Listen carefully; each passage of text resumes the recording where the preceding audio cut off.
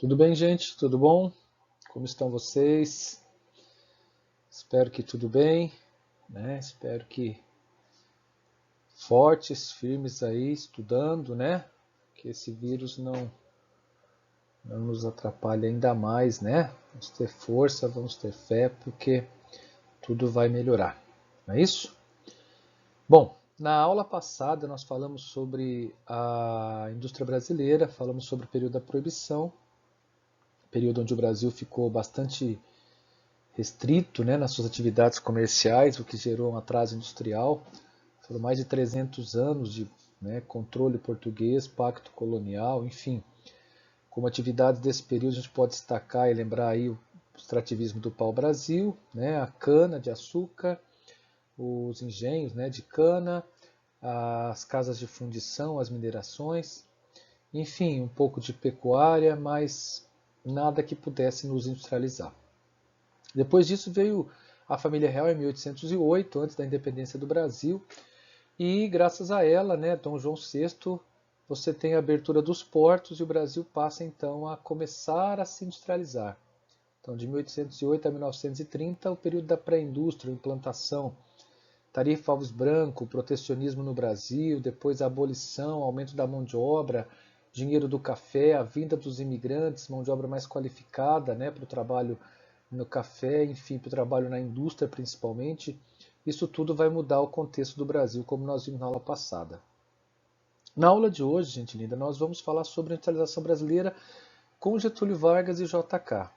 Dois momentos importantes aí, não é? Onde nós temos a Revolução Industrial Brasileira com Getúlio Vargas, o início da internacionalização e o auge da internacionalização aí com JK e depois com os militares.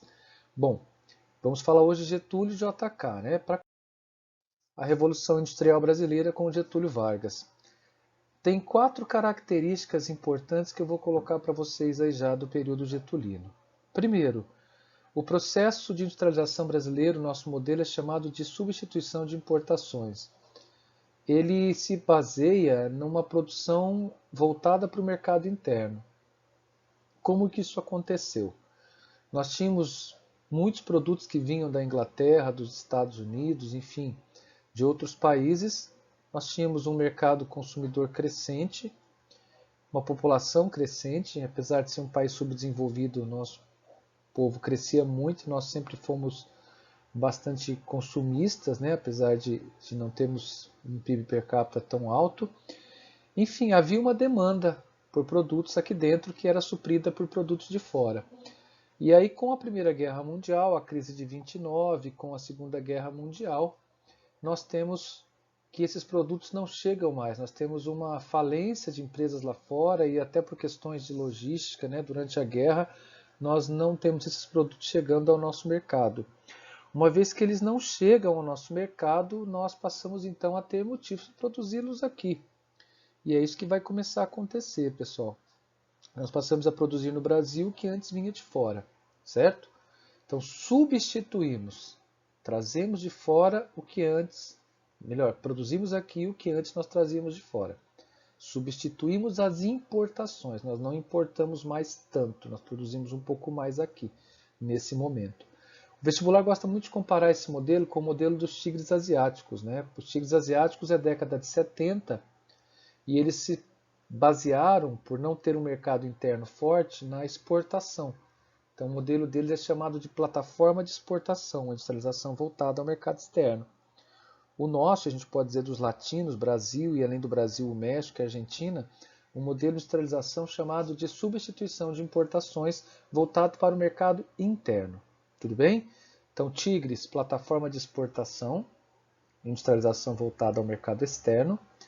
Latinos, substituição de importações, industrialização voltada para o mercado interno. Beleza? Bom, indústria de base, né? A indústria de base é uma das principais características do governo getulino. Ele criou a Siderúrgica Nacional em Volta Redonda, no Rio de Janeiro. A CMVRD, o que é isso? Né? Companhia de Mineração Vale do Rio Doce. Hoje apenas Vale, né? Chamada de Vale apenas. A Companhia Nacional do Petróleo, em 1938, que depois em 1953 foi chamada de Petrobras, quando Getúlio monopolizou, né, o setor e a Companhia Hidrelétrica do São Francisco. Então veja, aço, minério, petróleo, energia elétrica são fundamentos importantes para que outras indústrias possam produzir. Então vocês devem concordar comigo que sem essa base, as outras indústrias não viriam. Tanto que é depois de Getúlio que eu tenho os bens de produção, né, as automobilísticas e tudo, elas virão depois, graças a esse fundamento, a essa base, vamos dizer assim, que nós estamos criando para a industrialização no Brasil, certo?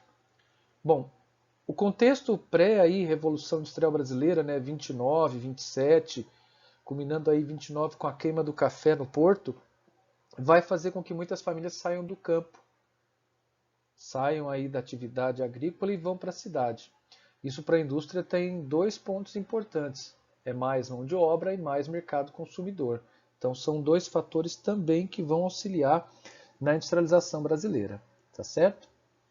Bom, concentração industrial. Perceba, a Companhia Siderúrgica Nacional é no Rio de Janeiro. A Companhia de Mineração em Minas Gerais. A Petrobras, Rio de Janeiro. O café, São Paulo. Então você começa a formar, né? A gente pode pensar assim, ó, quer ver? Deixa eu fazer uma graça aqui, ó. Você tem Minas, você tem o Rio de Janeiro e você tem São Paulo aqui. Então a gente pode dizer que o que está se formando aí é uma grande concentração industrial, né? Se eu unir isso aqui, eu tenho então o que a gente pode chamar de triângulo, né? Olha que lindo que ficou meu desenho aqui, né? Eu sempre fazendo obras bonitas, né? Olha só. Eu tenho aqui um eixo de industrialização, né? Um triângulo de industrialização que é um processo de concentração. Como ficou lindo, hein? Vocês podem pensar o seguinte, né? Deixa eu voltar aqui, vou acrescentar, né? Eu coloquei ali o Rio Grande do Sul, porque alguns autores colocam, e alguns colocam até Pernambuco, né? Por causa do comércio. Se eu pensar que esses pontos, eles estão isolados, então eu tenho aqui 5 pontos isolados, eu tenho 5 ilhas. E um conjunto de ilha eu posso chamar, né, na geografia, de arquipélago. E ele foi chamado por Caio Prado Júnior, o Brasil era chamado de um arquipélago econômico. Um arquipélago, um conjunto de ilhas. Então eu tenho alguns pontos isolados de progresso. Então se você pegar esse conceito aqui, ó, de arquipélagos econômicos, a gente pode pensar, né? Podemos pensar aí que o Brasil tinha alguns pontos de desenvolvimento, mas esses pontos eram isolados um do outro e esses pontos configuravam então um país em arquipélago. Por que isso, professor? Bom, ele enfatizava, né, a questão da falta de infraestrutura. Então, os arquipélagos econômicos, eles existem porque nós não temos infraestrutura de transporte ainda na década de 30. Eles funcionam como pontos de progresso bastante isolados dos demais. Posso dizer que Rio, São Paulo e Minas pontos centrais, Rio Grande do Sul e Pernambuco como pontos periféricos. Então, essa é a ideia dos arquipélagos econômicos. Eles já explicam a concentração industrial no Brasil. E esse período aqui, esse perímetro aqui, melhor dizendo, né, essa região aqui, Rio, São Paulo, tal, ela concentrava mais de 90% da indústria brasileira. Não que hoje seja muito diferente, né? Você ainda tem essa região concentrando a maior parte da indústria brasileira. Mas houve um processo de dispersão, nós vamos estudar isso depois, lá na década de 90. Mas o fato é que na época a concentração industrial é muito grande. Então Getúlio Vargas teve substituição de importações com a Revolução Industrial, estímulo à indústria de base, começo da urbanização, o auge vai ser na década de 70, e um processo de concentração industrial claro na região sudeste. Tudo bem? Bom, mais uma característica para fechar essa fase, né? O Getúlio tinha, né, aquela questão nacionalista, né, de criar lá a Voz do Brasil e tudo mais. Isso nós podemos chamar de nacional desenvolvimentismo, né? Uma política para criar um progresso baseado na criação de indústrias estatais, principalmente. Isso tem uma influência muito forte, né, do keynesianismo. O keynesianismo que passara a ser praticado mais intensamente nos Estados Unidos, da década de 30 também. Olha o período, né, coincidência. Na verdade não é coincidência, né, mas o New Deal, né, o Welfare State nos Estados Unidos, vai trazer uma certa influência para cá do modelo keynesiano na criação de empresas estatais, que é o que vai ser feito em grande quantidade pelo nosso amigo Getúlio Vargas. Tudo bem? Bom, e o JK, né? Essa fase chamada de internacionalização. Primeiro, o JK vai conseguir formar uma reserva monetária muito grande em moeda estrangeira, né? Isso aí vai de 1956 a 61, é o período do governo JK, né? 1956 a 1961. Veja bem, a reserva monetária criada por ele se deve a uma balança comercial favorável. O Brasil passa a produzir muita coisa que ele consome aqui dentro, desde Getúlio, passa a exportar, continua sendo um país agroexportador, exportador de minérios, eu posso chamar de agromineral exportador. O Brasil também passa a exportar peças, né, alguns produtos industrializados, graças à Revolução Industrial. E isso vai gerar um caixa favorável. Nossas exportações superam nossas importações. Isso então provoca o que nós chamamos de superávit. Essa balança comercial cria uma reserva monetária, principalmente em dólar, muito interessante no período JK. Bom, JK ficou famoso, né? O vestibular gosta de cobrar o JK principalmente devido à questão do plano de metas, onde ele falava, né, que o Brasil iria crescer 50 anos em 5. Ele era claramente um progressista, um desenvolvimentista e até podemos usar mais um adjetivo aí, muito otimista, né? Naquela época havia uma euforia muito grande quanto às políticas dele, né? O Brasil muito crente de que nós cresceríamos muito rápido. No plano de metas, pode-se dizer que 2/3, olha só, mais de 60%, pelo menos 67%, 68% do dinheiro era investido em energia e transporte. Então, criação de hidrelétricas, construção de estradas, né, infraestrutura de transporte de energia. Esse era outro ponto importante. Destaque para o setor rodoviário, né, a construção de rodovias, é outra marca do governo JK. Isso vai gerar um crescimento da indústria de bens de produção de 370%. Olha que legal, nós podemos fazer uma análise assim. O período da pré-indústria, desenvolvimento da indústria de bens de consumo não duráveis. Depois, Getúlio Vargas, desenvolvimento da indústria de base. E agora, JK, bens de produção. O parque industrial brasileiro vai ficando cada vez maior, mais completo, né, em termos de quantidade e tipo de indústria, tá certo? O setor químico, né, o setor fármaco também, o setor metalúrgico vão crescer bastante no período de Getúlio Vargas. Então nós passamos a ter uma indústria muito mais consistente realmente no Brasil. Qual vai ser o problema, né? Parece tudo tão bom, tudo indo tão bem, mas nós podemos pensar assim, eu costumo dizer sempre em sala, e vocês que já assistiram essa aula comigo sabem disso. 50 anos de dívida em 5 de governo. Ele acabou usando um modelo que é chamado de tripé econômico. O que é o tripé econômico, né? O tripé econômico é um modelo onde você busca dinheiro em 3 fontes. Preste bem atenção nisso. Ó. Vou fazer um rabisco aqui, né? Mais uma vez, usando toda a minha habilidade. Você tem uma fonte, você tem uma segunda fonte e tem uma terceira fonte, certo? Essas fontes elas formam então o tripé econômico. O que é esse tripé?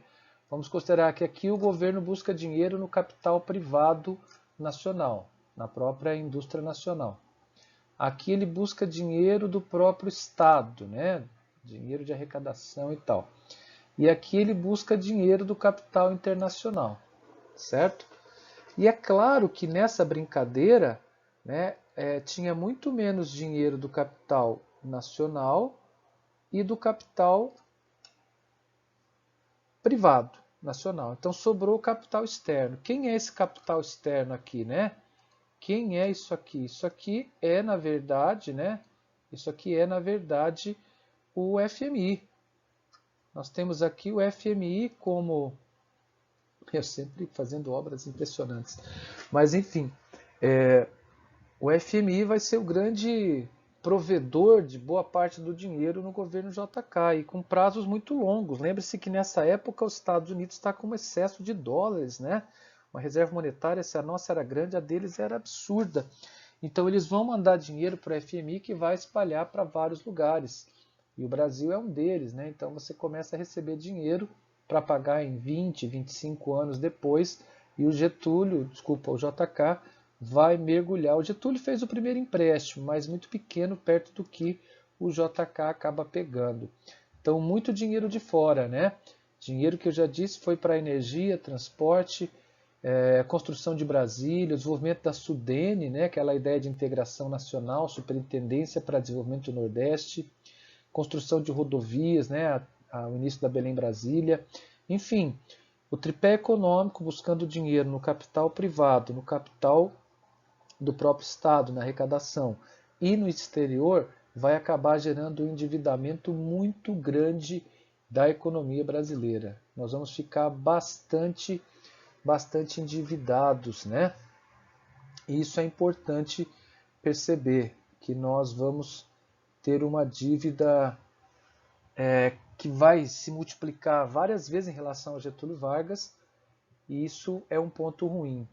Houve uma euforia, houve um crescimento, período de JK nós temos um crescimento do PIB, temos um crescimento econômico, mas pautado no dinheiro externo que vai acabar depois gerando uma dependência, uma subordinação ao FMI muito grande. Enfim, falamos, né, do senhor Getúlio Vargas, falamos aí da industrialização, da revolução da indústria de base e agora da indústria de bens de produção com o JK.